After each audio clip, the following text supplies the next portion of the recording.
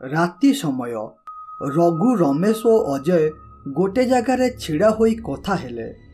अरे सांग माने लगुच आज बोधे गाँव में कहार ताल पिठा हेउची कारण ताल पिठा बास्नारे पूरा गाँ सारा बासुची। विश्वास कर सांग ए बास्ना नाकरे बाजिला बेलू पाटिरू खाली लाल गली पड़ुची। सांग खाली तो पाटिरू नुहरे मो पाटिरू लाल गड़ुची। मु ताल पिठा पाखापाखि 2 वर्ष तले खाइथिले सेबेठारू मु आउ खाइनी। जदि ताल पिठा खाइबाकू मिल जाता ताहले बहुत बढ़िया हुअंता। तो जमा भी चिंता करना काली आमे जेमिति हेउ ताल पिठा खाइबा। तेणु आज राति 2टारे आमे ताल खुंटिबा पाई बिजू चाचार बाड़ी को जिबा और सेठारे अनेक ताल आनी पिठा करी खाइबा ना कौन कहूच? अरे एथिरे कहिबार आउ कौन अछि? मु एकथारे पूरा पूरी राजी। ताल पिठा खाइबा पाई मु किछि भी करिबा पाई राजी अछि। तेणु आज राति 2टारे मते कॉल करिबु। एकथा सेतिकी बेलू अजय शुणुथिला। ए 2 जनकर कथा सरिबा परे से कहिला, अरे ए सांग माने तुमे 2 जन जदि ताल खुंटिबाकू जिबारे थिला ताहले सकाळे कथा होइथांत किंबा घरे पहुंचिबा परे कॉल करी कथा होइथांत। हेले तमे 2 जन ए खोला मुकुला जगारे एकता होई बहुत बड़ भूल करदेल। कारण आम कथा जदि भूत शुणुथिबो ताहले राति रे आजी तुम 2 जन को डाकिबो। अबे अजय मु तो कथारू जा जानी पारुछि तू एपरी कथा तो जेजे ठारू शुणिचु। अरे सांग तू आजिकालिया छुआ होई एपरी कथा किपरि विश्वास करुछु? तेणु तू न डरी खाली कह आज राति रे ताल खुंटिबाकू जिबु कि नाही? मु ताल खुंटिबाकू जाइथांती जदि तमे एकथा सकाळे किंबा घरे कथा होइथांत। हेले तमे बाहरे कथा हेउतिबारु मु जिबिनी। तमर सिना भूत कथारे विश्वास नाही हेले मते मो जेजे उपरे बहुत विश्वास अछि। ए 2 जनक कथारे अजय राजी हेला नाही। हेले प्रकृत रे ए 3 जनक कथा गोटे भूत सेठारू किछि दूर रे थाई शुणुथिला। एमानंकर कथा शुणी भूत कहिला, हो रे पुआ भूत ऊपर विश्वास नहीं। एबे देखो खाली कौन हेउचे आज राति रे आसे तते घर उठाई मशाणी आड़ को नहीं जेबे ओ तो मांस को मजारे खाइबे। भूत एपरी कही रहिला एवं धीरे धीरे समय गड़ी राति 1:30 होईगला। एतिकी बेले भूत रमेश रो घर पाखकू आसिला ओ कहिला, अरे रमेश चाल आमे ताल खुंटिबाकू जिबा। राति परा अधिक होईगलानी। जदि आमे शीघ्र ताल खुंटिकी न आनिबा ताहले ताल पिठा खाई परिबा नाही। तेणु शीघ्र घर बाहर को आस। एहा सुनी रमेश रो निद भांगिला ओ तापरे से कहिला, अरे हाँ हाँ रघु तू टिके अपेक्षा कर मु संगे संगे मुह धोई गोटे बस्ता धरी जाउची। एपरी रमेश कहिला ओ किछि समय परे से घर बाहर को आसिला ओ तापरे 2 जन ताल खुंटिबाकू गले। हेले रमेश जानि नथिला से जहा साथी रे ताल खुंटिबाकू जाउची प्रकृत रे से रघु नुह से हेउची गोटिए भूत। एहा विषय अजणा थिबा रमेश कहिला, अरे सांग रघु ताल पिठा कथा भाबिला बेलकू मो पाटिरू खाली लाल गड़ुची। हेले आम सांग अजयटा एते डरुआ ताल पिठा खाइबाकू इच्छा अछि हेले भूत डर आसिला नाही। मु एभलिया विचित्र पिला मो जीवन रे केबे भी देखिनी ना कौन कहूचु रघु? मु ठीक कहिली ना भूल कहिली? एकथारे भूत हूँ मारिला ओ तापरे पुणी थरे रमेश कहिला, अरे सांग तू आज घरु कौन खाइके आसीथिलु रे? एते शीघ्र तोर निद भांगी गला। मु राति रे पखाल खाई सोईथिबारु मो निद जमा भी भांगिला नाही। एते निद मते होई जाइतला जे तू जदि न डाकी थांतु ताहले मु काली सकाळ 9टारे उठी थांती। एकथारे मध्य भूत हाँ मारिला।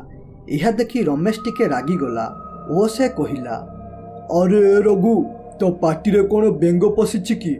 मु सेतेबेलू तते एते कथा कहूची हेले तू मो कथारे किछि भी उत्तर न देई खाली हाँ मारुचु। तोर कौन होईची? एहा सुनिबा मात्रे भूत सेईठारे रहीगला ओ रमेश आड़कू बुलिकी अनाइला ओ रमेश देखिला से जहा सहित एते बाट आसीछि प्रकृत रे से गोटिए भूत। तेणु से कहिला, अरे भूत ए भूत दयाकरी मते छाड़ी दे रे या माने एया आमे बाहरे कथा हेउथिबा बेले तू सुनिथिलु ताहले अजय ठीक कहूतिला। अरे रमेश हाँ से अजय ठीक कहूतिला हेले तू बेसी रंग देखाई कहिलो कौन ना भूत बोले किछि नहीं आउ आसिला बेले कौन कहूथिलो पखाल खाइथिलो बोले तू सोई पड़िथिलो एबे मु तते मारिके खाइबी तू एबे सबुदिन पाई सोई पड़िबो। ओ ए पाखरे राति 2टा हेबारु रघु रमेश रो घर पाखकू आसिला ओ कहिला अरे रघु शीघ्र गोटे बस्ता धरी घर बाहर को आस आमे ताଳ खुंटिबाकू जिबा। रघु एहा कहिबा परे किछि उत्तर आसिला नाही तेणु से कहिला अरे ए रमेश कौन बे गध परिका शोइचु शीघ्र उठबे आमे ताଳ खुंटिबाकू जिबा जेते लेट करिबो ताଳ आउ किए खुंटिकी नै जिवो ओ आम भागकू किछि भी नथिबो तेणु शीघ्र उठिकी आस। रघु एहा कहिबा परे मध्य रमेश किछि भी उत्तर देलानी एहा देखि रघु टिके रागरे कहिला आबे ए रमेश तते 2 थर डाकिलेनी हेले तू उठुनु कौन बे आसिबु जदि आस नहले मु एठारु घरकू जाउछि बहुत होइगला तेल मारिबा। एपरी कहिबा सत्य मध्य किछि भी उत्तर न आसिबारु रघु रमेश रो घर भितरकू गला ओ देखिला सेठारे रमेश नाही एहा देखि रघु टिके डरी गला ओ कहिला अरे रमेश तो एते राति रे कुआड़े जाएनी हेले एबे से कुआड़े गला ताकू आ भूत डाकिकी नेई गलानी तो तेणु एपरी परिस्थिति रे मते अजय पाखकू जाई ताहारो साहाय्य नेबाकू पड़िबो नहले जदि सतरे भूत रमेश को डाकिकी नेइथिबो ताहले मु मोर गोटे सांगकू हराई बसिबी।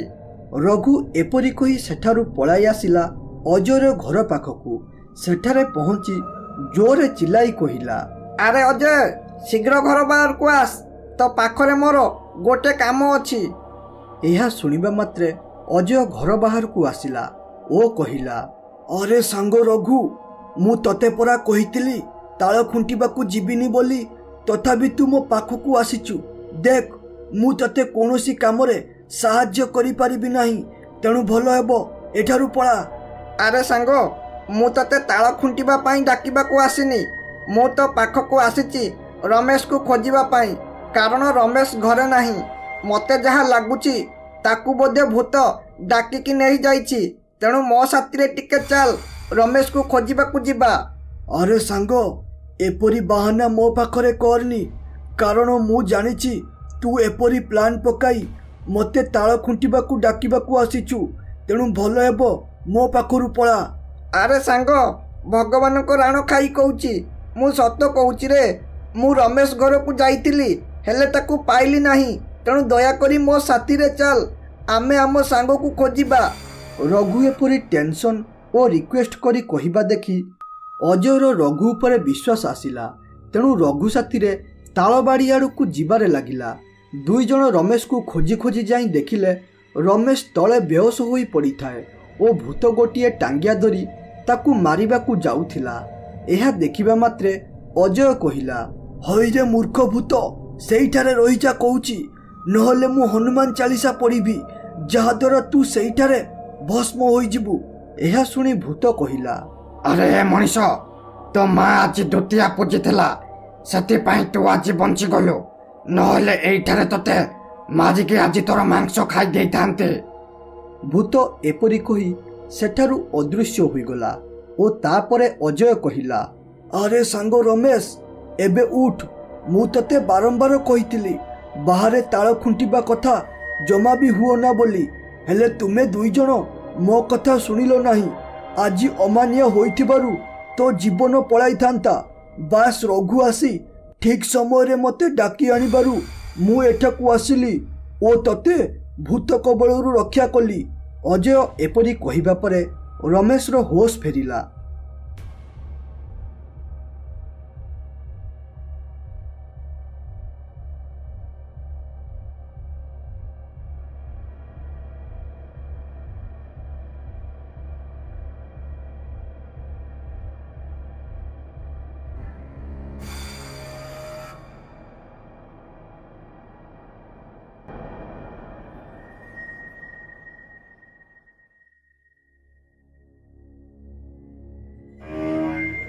ମାମୁଁ ଆଜି କ'ଣ ଘରକୁ ଯିବା ନିହାତି ଦରକାର। ଦେଖ ରାତି ବହୁତ ହୋଇଗଲାଣି ଓ ତୁମେ ଘରକୁ ଯିବ ମାନେ ଜଙ୍ଗଲ ରାସ୍ତା ପାରି କରି ଯିବାକୁ ପଡ଼ିବ, କାରଣ ସେହି ଗୋଟିଏ ରାସ୍ତା କେବଳ ଯୋଗାଯୋଗ ପାଇଁ ଗାଁ ବାଲା ବ୍ୟବହାର କରନ୍ତି। ଜଙ୍ଗଲ ରାସ୍ତା ପାରି କରୁ କରୁ ଯଦି କୌଣସି ବନ୍ୟଜନ୍ତୁ ହାବୁଡ଼ରେ ପଡ଼ିଯାଅ ତାହେଲେ ବହୁତ ବଡ଼ ସମସ୍ୟାରେ ସମ୍ମୁଖୀନ ହେବାକୁ ପଡ଼ିବ। ତେଣୁ ଆଜି ରାତିଟା ଏଇଠାରେ ରହିଯାଅ, କାଲି ସକାଳ ହେଲେ ଏଠାରୁ ପଳାଇବ। अरे भणज मु तोर चिंता बुझी पारुछि, हेले मु कौन करिबी। आज मते जेमिति हेउ जिबाकू पड़िबो, कारण काली सकाळे मोर दोकान खोलिबा सह घरर अनेक काम अछि। जदि मु एइठारे आज रही जाउछि ताहले से काम सबु अधूरा पड़ी जिवो। तेणु तू जमा भी चिंता करना, मु एठारू देखिकी जिबी। मामू घरे पहुँची मते कॉल करी जणाइबो, नहले मोर मन गोळेई घांटी हेबो। हौ एबे आउ एते विलंब न करी पळाओ, कारण धीरे धीरे राति अधिक होई गलानी। एहा सुनी रमेश तार घरकू जिबारे लागिला। से चाली चाली जाउथिबारु समय गड़ी अधिक राति होईगला। से जंगल रास्तारे चाली चाली अंधार कारणरू बाटबणा होईगला, हेले से जानी नथिला एई बाटबणा ताकू बहुत बड़ समस्या रे पकाई देबो बोली। कारण से बाटबणा होई जेउ जगह को पळाई आसीथिला सेठारे गोटिए ब्रह्म राक्षस प्रथमरू ही सोईथिला। आपण मानक मनरे प्रश्न आसुथिबो, आमे तो डाहाणी चिरुकुणी और भूत शुणीचु, हेले एबे ये ब्रह्म राक्षस कौन? ब्रह्म राक्षस हेउची एक भयंकर भूत जे कि लोक मानकु अटकाई पुराण विषय रे पचारे। जदि से लोक या विषय किछि कहि न पारे ताहले सेइठारे तार मृत्यु घटिबो। एहा विषय रे अजणा थिबा रमेश बाटबणा होई कहिला, अरे एबे मु कौन करिबी? एते अंधार राति रे कुआड़ जिबी? अंधार कारणरू ए भयंकर जंगलर एते भितर को पळाई आसीछि जे जदि मु एठारू बाहरिबाकू चेष्टा करिबी ना ताहले बाहरी पारिबी नहीं। हे प्रभु बजरंग बली किछि गोटे करो ओ मते एठारू मुकुलाओ प्रभु। तार एपरी आवाज सुनी हठात ब्रह्म राक्षसर निद भांगीगला ओ से देखिला गोटे लोक जंगल को पळाई आसीछि। एहा देखि से कहिला, अरे ए मनीष तू एठाकू काहेकि आसीछु? तोर एठारे के काम अछि? भूत ए भूत दया करी मते छाड़ी दे, मु एठाकू बाट बड़ होई पळाई आसीछि, तेणु मते एठारू जिबाकू दे। अरे ए मनीष तू डरना, मु तते ए जंगलरू बाहर करिबा पई साहाय्य करिबी, हेले तते प्रथमे मते पौराणिक विषय किछि सुनाइबाकू पड़िबो, तेबे जाई मु तोर साहाय्य करिबी। हेले गोटे कथा मने राख, जदि तू मते पौराण विषय किछि कहि न पारू ताहले एइठारे मरिबा पई प्रस्तुत होई जा। ए कथा सुनी रमेश जानी पारिला जे ये कोनोसी साधारण भूत नुह, एटा हेउची गोटिए ब्रह्म राक्षस। तेणु से मने मने भाबिला, अरे ये तो गोटे ब्रह्म राक्षस, जदि मुआकू पुराण विषय किछि न सुनाए किंबा पुराण विषय किछि जानिनी कहे ताहले से मते एइठारे मारी देबो। तेणु मते किछि गोटे करिबाकू पड़िबो। अरे मनीष तू कौन भाबुचो? मो कथारे तू चुप रहिलु काहेकि? तो चुप को मु कौन भाबेबी? या माने एया तो पुराण विषय किछि भी जानिनु? अरे ना ना मु जानिछि, मु प्रथमे गायत्री मंत्ररू आरंभ करूछि, तो सुन।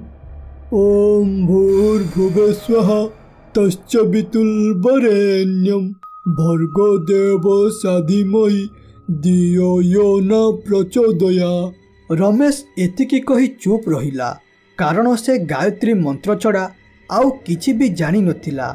एहा देखि ब्रह्म राक्षस कहिला, अरे ए मनीष तो चुप रहिबा देखि मु बुझी पारुछि जे तू पौराण विषय किछि भी जानिनु।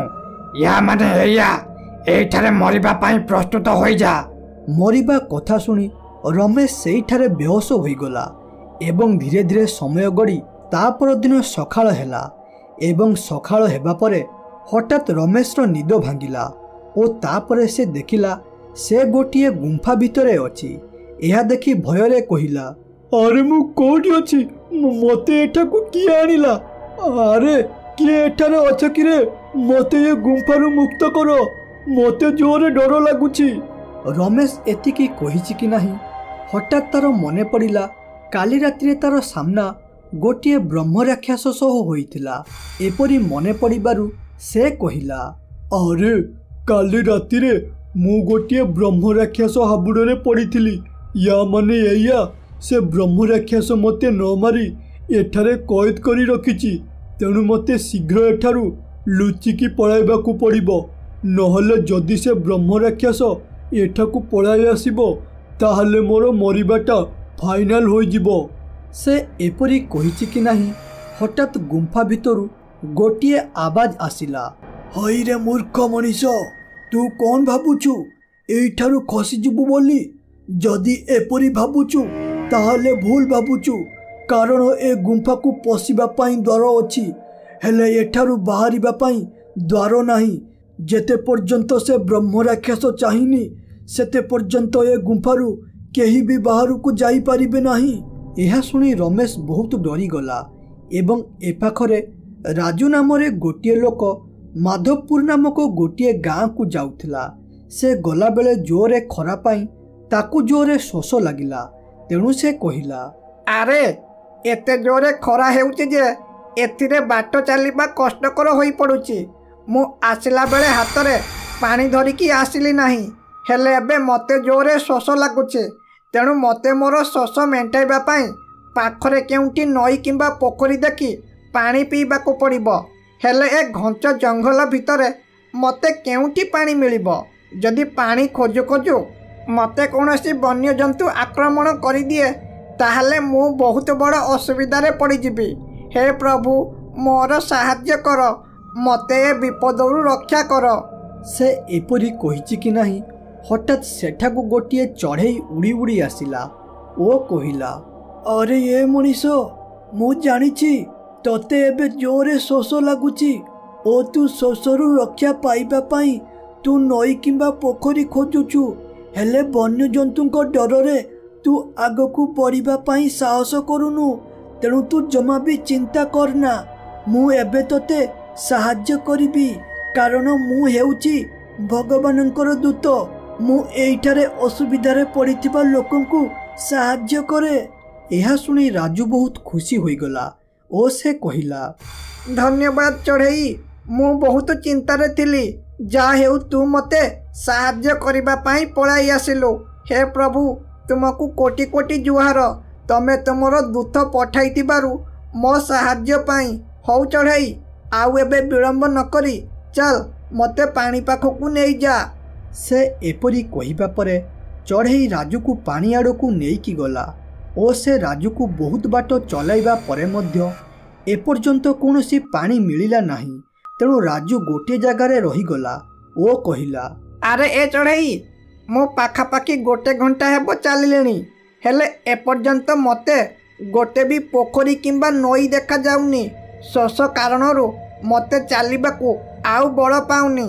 एबे मते कह केउंठी पानी मिलिबो ओ मते आउ केते बाट चलिबाकू पड़िबो?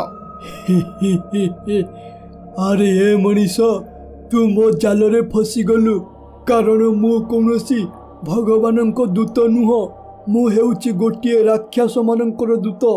मते चला बाटोई मानंकु हैरान करिबा पाई बहुत भल लागे। चढ़ई एतिकी कहिछि कि नाही हठात सेठारे गोटिए लोक आसी पहुँची गला ओ कहिला, हईरे दुष्ट चढ़ई, तू एपरी लोक मानंकु हैरान करी जंगल रे फसाउचु। जो दिन मो हाबुड़े पड़िबु सेई दिन मो हाथरू मरिबा पाई प्रस्तुत होई जिबु।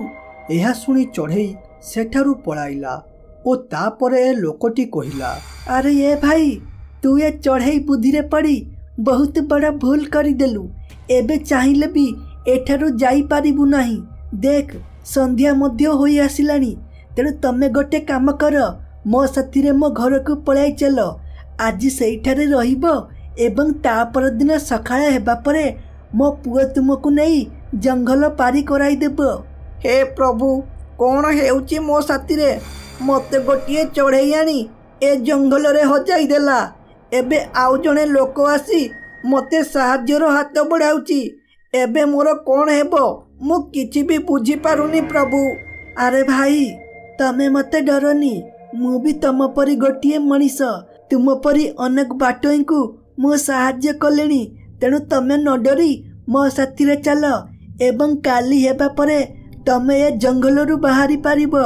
ଯଦି ମୋ ଉପରେ ବିଶ୍ୱାସ ନାହିଁ ତାହେଲେ ଏଠାରୁ ପଳାଇ ପାର। ଏହା ଶୁଣି ରାଜୁ ମନେ ମନେ ଭାବିଲା, ଆରେ ମୁଁ ଏମିତି ଏକ ଜାଲରେ ଫସି ଯାଇଛି ଯେଉଁଥିରେ ଫେରିବା ପାଇଁ ବାଟ ନାହିଁ। ତେଣୁ ଏ ଲୋକ କଥାକୁ ବିଶ୍ୱାସ କରିବା ଛଡ଼ା ମୋ ପାଖରେ ଅନ୍ୟ ଉପାୟ କିଛି ବି ନାହିଁ। ସେ ଏପରି ଭାବି ସେ ଲୋକଟିର କଥାରେ ରାଜି ହୋଇଗଲା ଏବଂ ତାର ପଛେ ପଛେ ଯିବାରେ ଲାଗିଲା। ସେ ଲୋକଟି ରାଜୁକୁ କିଛି ଦୂର ନେଇ ଗୋଟିଏ ଗୁମ୍ଫା ଭିତରକୁ ନେଇଗଲା। ଗୁମ୍ଫା ଦେଖି ରାଜୁ ଟିକେ ଡରିଗଲା ଓ କହିଲା, ଆରେ ଏ ଭାଇ, ତମେ ମୋତେ କହିଲ ପରା ତମ ଘରକୁ ନେବ ବୋଲି, ହେଲେ ମୋତେ ଏବେ ଏ ଗୁମ୍ଫା ଭିତରକୁ କାହିଁକି ଆଣିଛ? ଦେଖ ମୋତେ ଏଠାରେ ବହୁତ ଡର ଲାଗୁଛି, ତେଣୁ ମୁଁ ଏଠାରେ ଯାଉଛି। ତମେ ମୋତେ ମୋର ବାଟ ଛାଡ଼। ଏହା ଶୁଣିବା ମାତ୍ରେ ସେ ଲୋକଟି ସଙ୍ଗେ ସଙ୍ଗେ ତାର ରୂପ ପରିବର୍ତ୍ତନ କରି ଗୋଟିଏ ବ୍ରହ୍ମ ରାକ୍ଷସରେ ପରିଣତ ହୋଇଗଲା। ଏହା ଦେଖିବା ମାତ୍ରେ ରାଜୁ ଡରି ଡରି କହିଲା, ଭୂତ, ଏ ଭୂତ, ଦୟାକରି ମୋତେ ଛାଡ଼ିଦେ। ମୁଁ ତ ତୋର କିଛି ବି କ୍ଷତି କରିନି, ହେଲେ ତୁ ମୋତେ ଏଠାକୁ ଆଣିଛୁ କାହିଁକି? ତେଣୁ ମୋ ବାଟ ଛାଡ଼। ମୁଁ ତତେ ଛାଡ଼ିଦେବି, ହେଲେ ୟା ବଦଳରେ ମୋତେ ପୁରାଣ ବିଷୟରେ ଶୁଣେଇବାକୁ ପଡ଼ିବ। ଯଦି ତୁ ପୁରାଣ ବିଷୟରେ ମୋତେ ଅନେକ କଥା ଶୁଣାଇ ମୋର ମନକୁ ଶାନ୍ତି କରିପାରିଲୁ ତାହେଲେ ଏ ଗୁମ୍ଫାର ଦ୍ୱାର ଆପେ ଆପେ ଖୋଲିଯିବ। ଓ ତୁ ଯଦି ଏପରି ନ କରିପାରୁ ତାହେଲେ ଏ ଗୁମ୍ଫା ଦ୍ୱାର କେବେ ବି ଖୋଲିବ ନାହିଁ ଏବଂ ତୁ ମୋ ପେଟର ଭୋଜନ ହେବୁ। ଆରେ ଏ ଭୂତ ଭାଇ, ମୁଁ ତ ହେଉଛି ମୂର୍ଖ ଲୋକ। ଛୋଟବେଳୁ ବହି କ'ଣ ଜାଣିନି କି ଦେଖିନି, ହେଲେ ଏବେ ତୁମକୁ ପୁରାଣ ବିଷୟରେ କିପରି ବୁଝାଇବି କୁହ? ଏହା ଶୁଣିବା ମାତ୍ରେ ବ୍ରହ୍ମ ରାକ୍ଷସ ସେଠାରୁ ଅଦୃଶ୍ୟ ହୋଇଗଲା ଓ ତାପରେ ରାଜୁ ଡର ଡର ଓ ରାଗରେ ଜୋରେ ପାଟି କରି କହିଲା, ଆରେ କିଏ କୋଉଠି ଅଛ?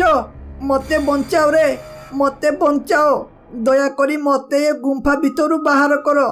ଘରେ ମୋର ବାଟକୁ ମୋର ସ୍ତ୍ରୀ ପିଲା ଛୁଆ ଅନାଇ ବସିଛନ୍ତି।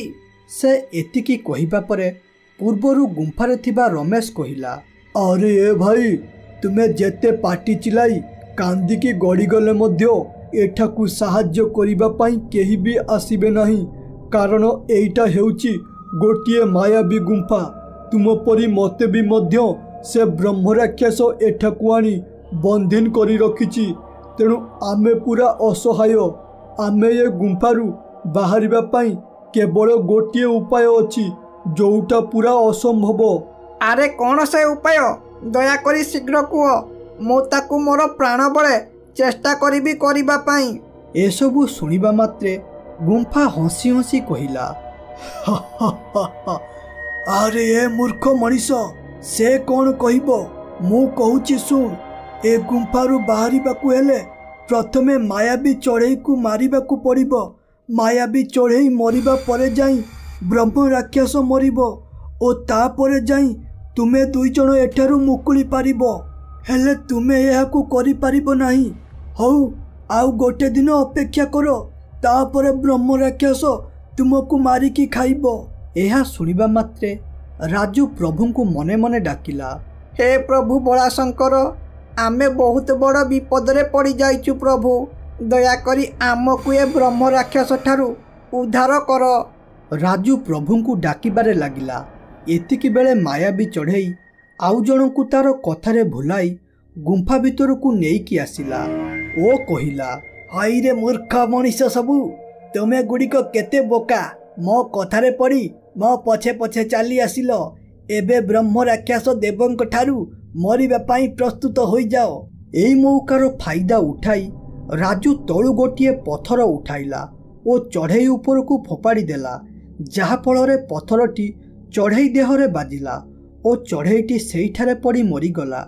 ଏହା ଦେଖି ରମେଶ ବହୁତ ଖୁସି ହୋଇ କହିଲା, ଆରେ ବା ରାଜୁ ଭାଇ, ତୁମକୁ ମାନିବାକୁ ପଡ଼ିବ। ତମେ ଉପଯୁକ୍ତ ମୌକା ଦେଖି ଏ ଚଢ଼େଇକୁ ପଥର ପକାଇଲ ଓ ଚଢ଼େଇଟି ମରିଗଲା। ଏବେ ଆମେ ଏଠାରୁ ଯାଇପାରିବା। ଚଢ଼େଇଟି ମରିବା ପରେ ବ୍ରହ୍ମ ରାକ୍ଷସ ମଧ୍ୟ ମରିଗଲା ଓ ତାପରେ ଗୁମ୍ଫା ଦ୍ୱାର ଆପେ ଆପେ ଖୋଲିଗଲା ଓ ଏ ତିନି ଜଣ ଖୁସି ଖୁସିରେ ତାଙ୍କ ଘରକୁ ଫେରିବାରେ ଲାଗିଲେ।